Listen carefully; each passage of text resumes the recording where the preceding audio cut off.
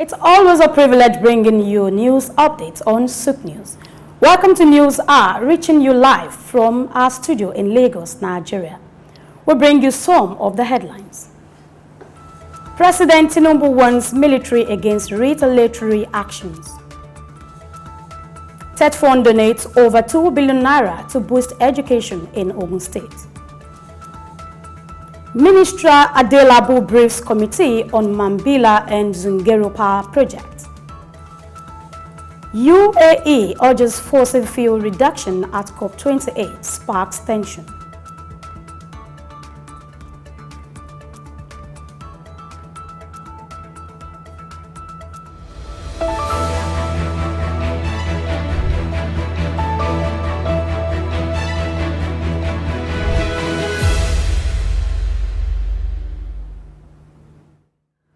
Thank you for staying tuned to News Hour on Soup News. I am Grace Komolafe.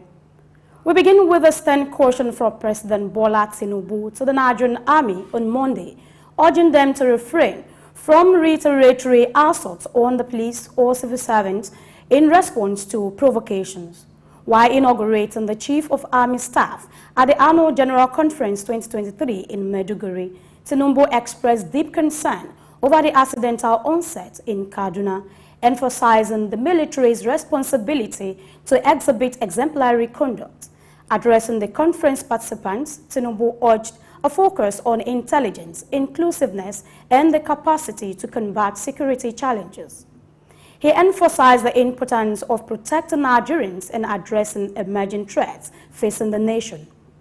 In a separate event, Tinubu commended Governor Babagana Zulum for his people-oriented policies and projects in Borno State, unveiling 107 mass transit vehicles, including 50 electric taxis. The president highlighted the federal government's plan to establish a plan for similar vehicles, aiming to create employment and enhance transportation while addressing climate change concerns.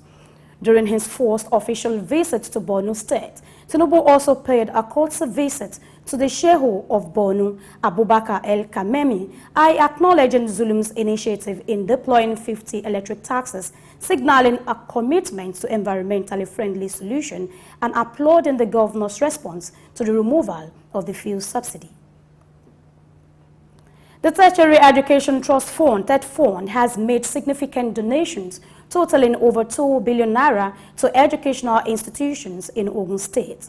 These institutions, the Federal University of Agriculture, Abeokuta, Tai Solarin College of Education, and the Federal College of Education, received projects such as classrooms, office complexes, an e-library, information centers, and student guidance and counseling center, and a 250-seater auditorium.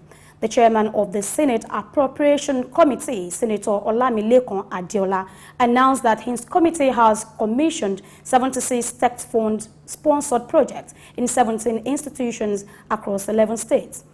The executive secretary of TETFund, Archbishop Sonny Ochono, highlighted FUNAB's receipt of over 8 billion naira for infrastructure-related interventions since 2009. With 91.6% of the funds addressing infrastructural deficiencies. And moving on, the Central Bank of Nigeria has announced the suspension of processing fees on large cash deposits, according to a release by the Acting Director of Supervision, Dr. Adetono Adedeji. The suspension, which affects deposits above 500,000 naira for individual accounts and 3 million naira for corporate accounts, will remain in effect until April 30, 2024. The move comes as part of the CBN's efforts to reduce cash in circulation and promote electronic transactions. For corporate accounts deposits, banks were charging 5% processing fee for withdrawal and 3% processing fees for lodgements above 3 million naira. However, with the new directive, all financial institutions regulated by the CBN are required to accept cash deposits from the public without any charges. And in the same vein, the International Monetary Fund, IMF, has advised the Central Bank of Nigeria, CBN, to raise interest rates in order to address the high inflation rate in the country. IMF's Director of Communications, Julie Kozak, who gave this advice, emphasized the urgency to tackling the rise in inflation, which reached over 27% on a year-on-year basis in October. COSAC acknowledged the bank's efforts to withdraw excess liquidity from the system, but stressed the need to increase revenue to create fiscal space for social and development spending. She highlighted Nigeria's low revenue to GDP ratio and the importance to reducing the fiscal deficit while prioritizing social and development initiatives in the budget. The governor of Lagos State, Babajide Sanwo-Olu, says to fix infrastructure challenges in Lagos, Nigeria's biggest economic state, over 1 trillion naira will be required in 2024 alone. He made this known at the meeting in Lagos with members of the organized private sector tagged BOS Meets with the business community. Governor Sanwo-Olu hinted about at a possible 2 trillion naira 2024 budget, a larger percent of which would go into funding infrastructure development in the state, whose population is estimated at over 220 million people. He assured captains of industry of his administration's resolve to continue providing the atmosphere to ease doing business despite the global challenging environment. He further explained that the demands for the reports gathered from ministers, departments, and agencies showed that if the state had the resources, at least 7 trillion naira would be needed for the 2024 budget to meet the state's infrastructural challenges and other basic amenities. And the Corporate Affairs Commission, CAC, is poised to remove 9,180,043 companies from its register due to the failure to file annual returns, despite a slight reduction from the initially announced 100,000 companies. The CAC's enforcement action targets entities that have not complied with the Companies and Allied Matters Act 2022. In a recent update, the Commission urged companies to review the list published on its website and confirm their removal from the delisting roster if they have submitted complete annual returns. Companies still listed despite compliance are instructed to email evidence of filing within 30 days. The Registrar General and Chief Executive Officer of CAC, Garba Abubakar, had previously disclosed the Commission's plan to enforce the removal of 100,000 non-compliant companies, emphasizing adherence to Section 692 of the CAMA 2022. The Commission reaffirmed that any company removed from the register cannot conduct business until its name is reinstated by the order of the Federal High Court. Additionally, CAC clarified that the listing does not exempt struck-off companies' directors from liabilities under the Act, signaling a strict enforcement stance. And similarly, several multinational companies, including Procter & Gamble, P&G, have announced their decision to shut down production factories in Nigeria, triggering the potential loss of over 6,000 jobs. P&G, among the notable departures, cited a shift to an imported-based model for business sustainability. The move reflects a growing trend in 2023, with other companies such as Unilever Nigeria, GlaxoSmithKline, Sanofi, and Bolt Foods also existing due to reasons linked to profitability challenges. Manufacturers, including the president of the Manufacturers Association of Nigeria, MAN, Francis Meshioye, attributed the exodus to the harsh business environment in Nigeria.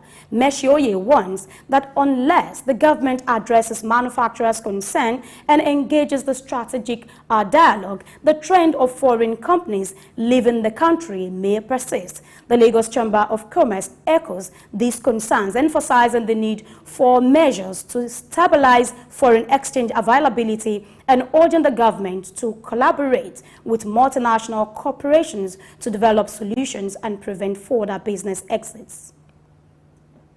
We're taking a break right after now and return with more stories. Please stay.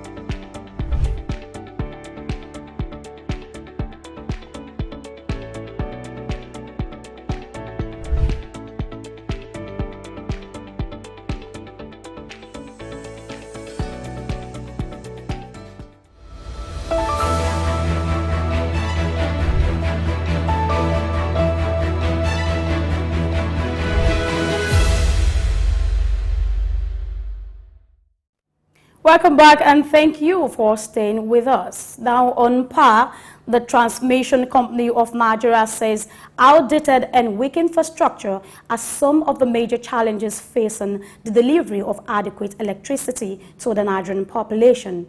According to the company, TCN can only transmit 62% of the electricity generated in the country, leaving a significant gap between supply and demand.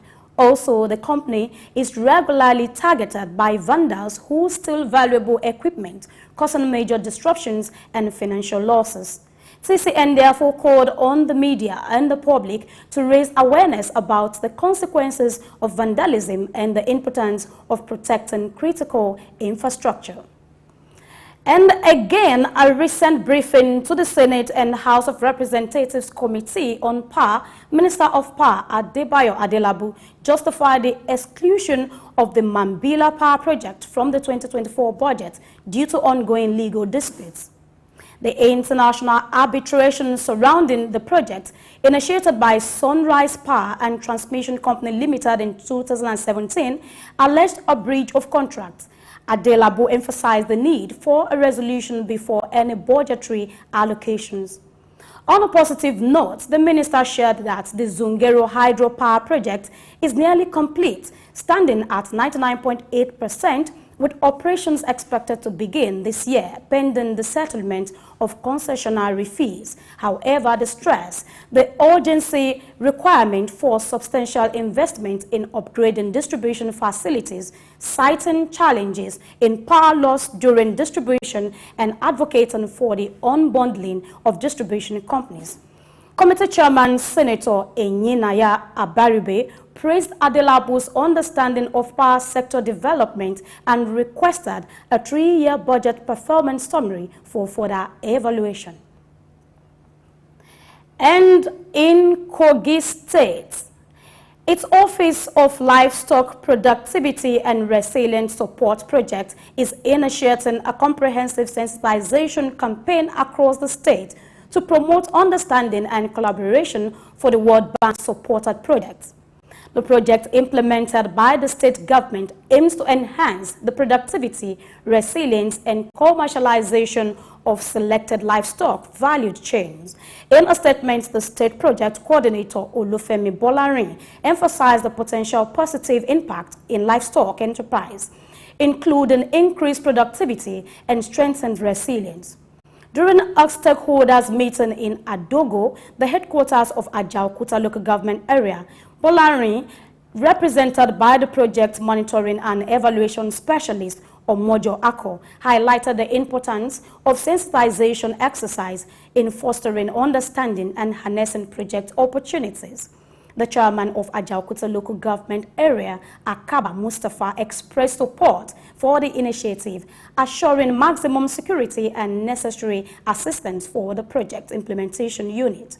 Leaders from various groups across commended the government's efforts and advocated for comprehensive inclusion of their respective groups as beneficiaries, emphasizing the potential positive effect on the community. The success of the project, as noted by the project extension officer, relies on accurate mapping and profiling, emphasizing the need for livestock farmers' active participation in the exercise. Gender-based violation specialist Sarah Amanebo stressed the importance of women's representation in the project, encouraging women in livestock business to seize the opportunity to improve their standard of living. And Enugu State Governor Peter Mbah has assured residents living across the state and those that will be traveling to the state from all around the world for Christmas and New Year celebrations of adequate security of their lives and property throughout the festive period. This assurance came as the Nigerian Army begins a military operation code named Exercise Golden Dawn 3 in the state, designed to prevent security threats, guarantee the safety of citizens across the state, as well as reassure them of hitch-free Christmas. Governor Mbah stated that Enugu State remains the most peaceful state in the country as a result of the enormous support the state government has received from security forces, particularly the Nigerian Army. And away from that, the federal government has said that integration of HIV and non-communicable diseases would bring Nigeria much closer to achieving the Sustainable Development Goal and universal health coverage. Special advisor to the President on Health, Dr. Salma Anas Kolo, who made this known at the maiden edition of the annual Public Health Initiative Symposium in Abuja. Speaking on the theme, integrating non-communicable diseases and HIV to ensure long and quality lives for persons living with HIV. He noted that the integration would help reduce the burden of non-communicable diseases among Nigerians. According to her, integration of HIV and non-communicable diseases was a welcome development as people living with HIV were predisposed to other non-communicable diseases, which was currently high in Nigeria due to several factors, including including sedentary lifestyle and effect of antiretroviral drugs. The World Health Organization has issued a warning about the abuse of antibiotics as the world prepares for Christmas, emphasizing that antibiotics resistance AMR could resist and also result in 10 million deaths by 2050 if not effectively addressed. WHO urged responsible use of existing antibiotics, highlighting the challenges of developing new ones, which can take 10 to 15 years and cost over $1 billion. Lazimikant Chavan, the technical officer of AMR at the WHO office in Nigeria, stressed the global threat of AMR during a conference in Abuja, citing its impact on human health and the undermining of the gains of Millennium Development Goals.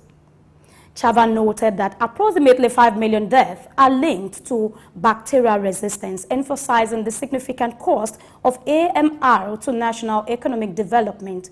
He warned that under the worst-case scenario, AMR could lead to a reduction in gross domestic product, GDP, equivalent to the 2008 financial crisis. Chavan also highlighted a 30% increase in global antibiotic consumption between 2000 and 2010, rising from 50 billion to 70 billion standard units. The WHO's call for responsible antibiotic use comes amid growing concerns about the global impact of AMR, emphasizing the need to address this threat to public health and economic stability.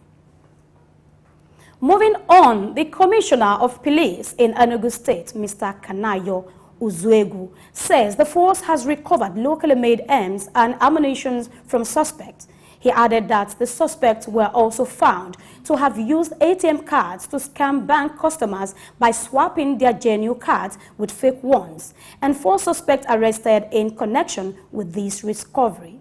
Specifically, on December 7, police arrested a 29-year-old male suspect during a failed robbery attempt in the state capital and seized a locally made pistol from him. And another arrest was made on November 26 of a 26-year-old male suspect in possession of a locally fabricated double-barrel pistol, while stressing the commitment of the police force to maintaining maximum security and law enforcement, particularly during the festive season. The force urged citizens to remain law-abiding, vigilant, and to provide credible information to help rid the state of criminals.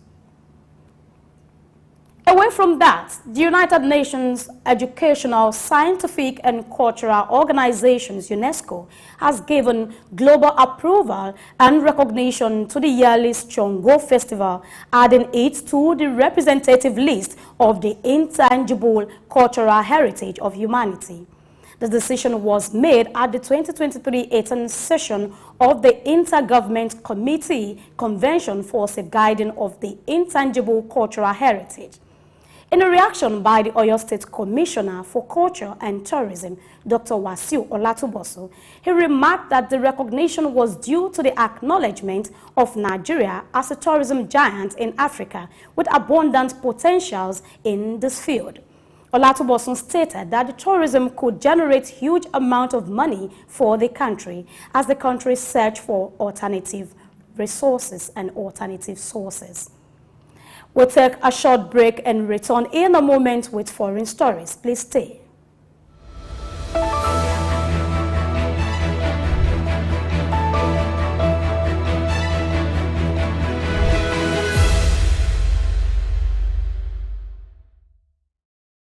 My name is Olatunji Shotimiri. I'm a performing artist and, television radio presenter and a university lecturer, UNILAG. Keep watching Souk News. Hello everyone, my name is Kenny Black, Africa's finest music comedian, and you're watching Souk News. If you're not watching Souk News, I pity you, but keep watching Souk News. Hello everyone, my name is Timmy Dakolo, and you're watching Souk News. Stay tuned. Hi, my name is Wisdom Oluwaseun Okoko, co-founder Orbit Africa Properties. I'm live at Souk News. Guys, keep watching Souk News for everything that concerns business, economy, politics, news. Souk News is your station.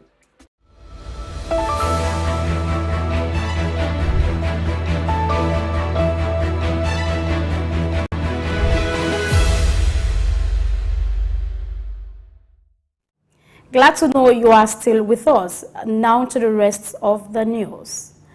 Away from Nigeria, Kenya is experiencing significant power blackouts since Sunday evening, causing widespread destruction across the country.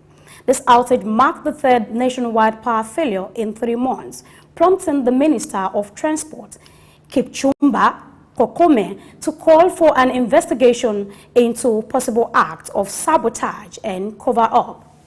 The blackout is said to have affected essential facilities, including Nairobi's main airport, a vital transport hub connecting East African to the rest of the world.